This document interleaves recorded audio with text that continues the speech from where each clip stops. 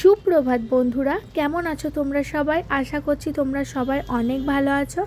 আর আমিও বেশ ভালো আছি। সুস্মিতার সংসারের নতুন একটি ব্লগে তোমাদের সবাইকে স্বাগত জানিয়ে আজকে একটি নতুন ব্লগ শুরু করছি।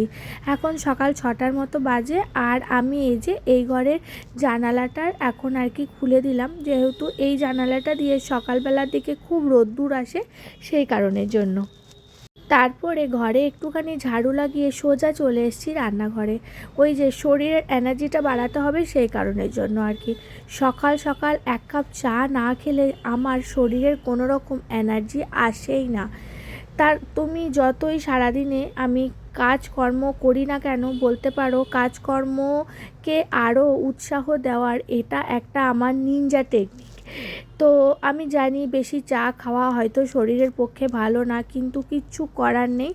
আর স্পেশালি দুধ চা, মানে লিকার চা না আমি একদম খেতে পারি না। তবে আজকে বেশ কয়েকবার আমি লিকার চাও খেয়েছি, মানে আজকে বেশ কয়েকবার চা খেয়েছি কারণ গলাটা এত খুসখুস করছে, এত খুসখুস করে কাশি হচ্ছে, রাত্রিবেলাও ঠিকমতো ঘুমাতে পারছি না। কালকে রাত্রিবেলা যেন সারা রাত মুখে লবঙ্গ ভরে ঘুমিয়েছিলাম। এত কাশি, মানে আমার তো ঘুম হচ্ছেই না, বাচ্চাটারও ঘুম হচ্ছে না। হাজব্যান্ড যেহেতু অফিসে কাজ করে, দুপুরবেলা কোনো রকম রেস্ট নেওয়ার সুযোগ ওর হয় না, তাই ওরও ঘুমের ডিস্টার্ব হবে, সেই কারণের জন্য তো দেখি আজকে যদি বেশি ঘুমের ডিস্টার্ব হয়ে থাকে পাশের ঘরে গিয়ে ঘুমাবো, এটা স্থির করেছি। এই যে সকাল সকাল নিজে একটুখানি চা খেয়ে নিয়েছি, ছেলেকে টিফিনেও বানিয়ে দিয়েছি, আর ছেলে স্কুলও চলে গেছে। এরপরে আমি রান্না বান্নার কাজে চলে এসেছি। তো এখন আজকে না বেশি কিছু রান্না করব না, জানো তো। কালকে দুপুরবেলার দিকে একটুখানি মাছের টক বানিয়ে রেখেছিলাম। আমরা তো গ্রামের মানুষ, তাই মাছের টক এসব খেতে খুব ভালোবাসি। স্পেশালি আমার বোনও জানো তো মাছের টক খেতে খুব ভালোবাসে। যদি আমার বোন আমার ভিডিওটা দেখে থাকে, হয়তো মনে মনে হাসবে যে দিদি আমার সম্পর্কে এগুলো কি বলছে, কিন্তু সত্যি ও মাছের টক খেতে খুব ভালোবাসে। আর সেই দিন আমার রাত্রিবেলা যেহেতু একটুখানি চিকেন ফ্রাইড রাইস বানিয়েছিলাম, তোমাদের সাথে শেয়ার করা হয়নি, কারণ সেদিন আমার এতটাই শরীর খারাপ, তো একদমই না এনার্জি আসছিল না কোনো রকম ব্লগ শেয়ার করার মতো। দেখবে নিজেদের যখন শরীর খারাপ করে না, কোনো কাজে যেন মন লাগতে চায় না। শরীর ভালো তো সব ভালো, শরীর ভালো নয় তো কিছুই ভালো লাগে না। সে তুমি যেখানেই ভালো জায়গায় ঘুরতে যাও না কেন, তুমি ভালো ভালো রান্নায় করে খাও না কেন, দেখবে শরীর ভালো না থাকলে তুমি কোনো কিছু মন দিয়ে করতে পারবে না।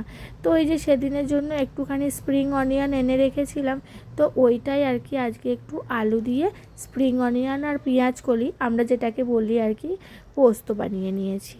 তো আজকে আর কিচ্ছু বানায়নি আর আমার ছেলেও জানো তো আমার মতো হয়েছে, মানে ও এই কালো টকটাকে বলে কালো টক মানে এই যেহেতু কালো রঙের কালার হয়ে যায় তেঁতুলের কারণে, তার জন্য এটাকে বলে কালো ঝোল বলে ও।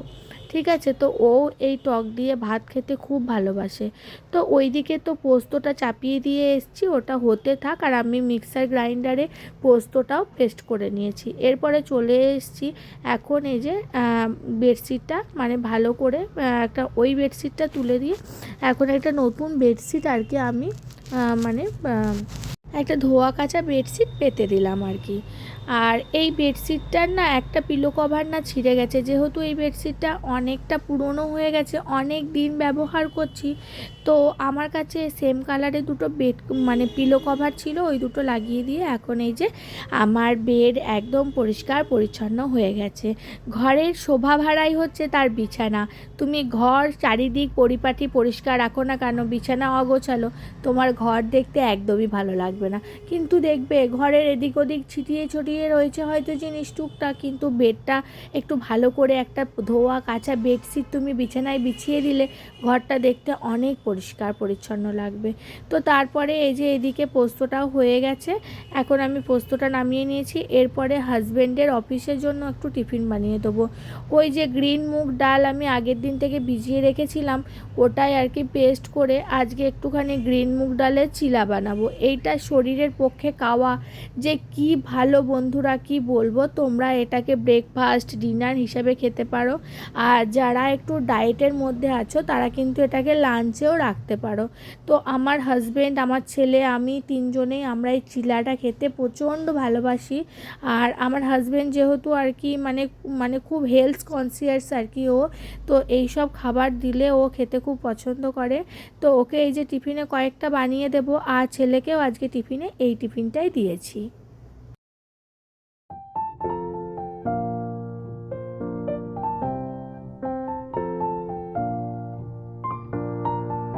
তো তারপরে এই যে রান্না বান্না কমপ্লিট হয়ে গেছে, ওদিকে হাজব্যান্ডকেও খেতে দিয়ে দিয়েছি, ও খাচ্ছে।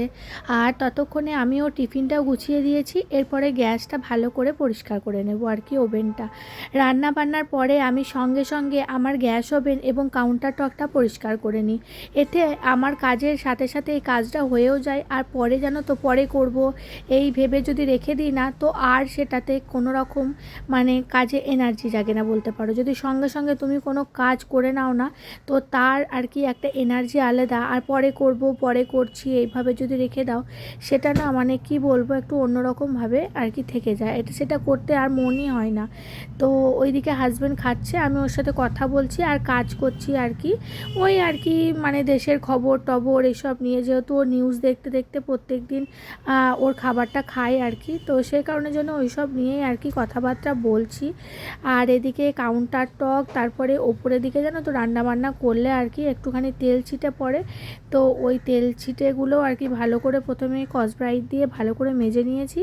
এরপরে আর কি ভালো করে মুছে নিচ্ছি। এখন এই যে কাউন্টার টকটাও গ্যাসের এপাট ওপাট উল্টে পাল্টে একদম পরিষ্কার পরিচ্ছন্ন করে মুছে নেব আর কি। আর এরপরে দেখতে পাচ্ছ যে মানি প্ল্যান্টটা, এই মানি প্ল্যান্টটা না অনেকটা বড় হয়ে গেছে জানো তো, তো একদম আগুনের কাছে চলে যাচ্ছে। তো ভেবেছি আজকে এই মানি প্ল্যান্টের মানে পটটা আমি সরিয়ে দেবো এবং একটু অল্প কিছুটা রয়েছে সেরকম টাইপের কোনো একটা মানি প্ল্যান্ট এখানটাতে রেখে দেবো, কারণ পাতাগুলো দেখছি একটু নষ্ট হয়ে যাচ্ছে আগুনের তাপে। হয়তো এটা হতে পারে কি আমার ঠিক জানা নেই বন্ধুরা, তবে তোমরা একটু সলিউশন বলো তো যে আগুনের তাপের সামনে কি মানি প্ল্যান্ট রাখা যায়। আমি অনেকেই দেখেছি রাখতে। আর যেহেতু রান্নাঘরে মানি প্ল্যান্ট রাখলে না, একটা জিনিস তোমরা নোটিস করে জন্য কি জানি না, তবে এটা আমার সাথে হয় দেখেছি, মানি প্ল্যান্টটা না খুব তাড়াতাড়ি বেড়ে যায় এবং দেখতে তো সুন্দর অবশ্যই লাগে। তো এরপরে হাজব্যান্ড অফিসে চলে যাওয়ার পরে আমি এখন চলে এসেছি। আজকে বেশ কয়েকদিন হয়ে গেল এই সোফার কভারগুলো পাতা রয়েছে, তো আজকে সোফার কভারগুলো পুরো চেঞ্জ করে দিয়ে ওইগুলো কাচতে দিয়ে দেবো। এখন মেশিনে গিয়ে দিয়ে দিয়েছি।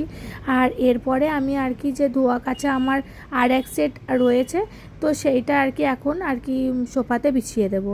তো এরকম দু সেট আর কি আমি কিনে রেখে দিয়েছি, উল্টে পাল্টে আর কি যখন যেটা ইচ্ছে হয় পাতি আর কি, ঘরে দেখতেও সুন্দর লাগে, একটু পরিবর্তনও লাগে, সেই কারণের জন্য।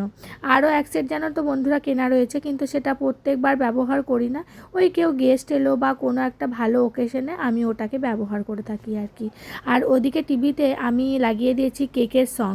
কেকের সংগুলো শুনতে যে আমার কি ভালো লাগে, আর কাজে একটা অন্যরকম পজিটিভ এনার্জি আসে জানো তো। আমি এরকম সং কিংবা কোনো মুভি টিভিতে লাগিয়ে দিই আর সেগুলো দেখতে দেখতে কাজ করি আর কি।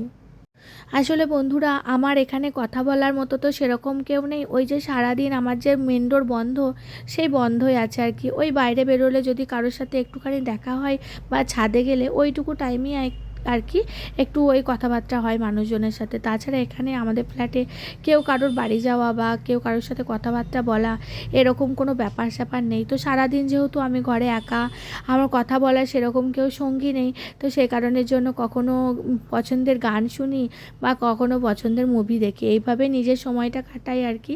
তো আমার মতো হয়তো আরও অনেকে আছো এরকম, তো তারা এইভাবে সময় কাটাতে পারো, নিজের কাজ, নিজের পছন্দের গান, নিজের ভালো লাগার কিছু আর কি করা, ডিআইওয়াই করতে পারো। কেউ যদি ছবি আঁকতে ভালোবাসো ছবি আঁকতে পারো, মানে নিজেকে কোনো একটা কাজে এঙ্গেজ করে নেওয়াটা খুব দরকার জানো তো। তবে একটা জিনিস আমি লক্ষ্য করে দেখেছি, এই যে আমি একা আছি এতে কিন্তু আমি বেশ ভালো আছি জানো তো। যত মানুষজনের সাথে মিশবো, 5 রকম মানুষের 5টা কথাবার্তা, মানে আমি দেখেছি যে ওই রকম না একটা কীরকম একটা হয়ে যায় মনটাও জানো তো। মানে যত মানুষের সাথে মিশবো দেখবো হয়তো যে ওর এটা হয়েছে, মানে আস্তে আস্তে না মনটা তখন বিগড়ে যায় আর কি। সেই কারণের জন্য না আমি অতটা মানুষের সাথে খুব একটা মানে এখানে যেহেতু কেউ কারোর সাথে কথা বলে না, তো আমারও আর কি বলা হয় না। তো এই দেখো কথা বলতে বলতে সব কাজকর্ম আমি কমপ্লিট করে ফেলেছি। তো চলো বন্ধুরা, আজকের ভিডিওটা আমি এখানেই শেষ করছি।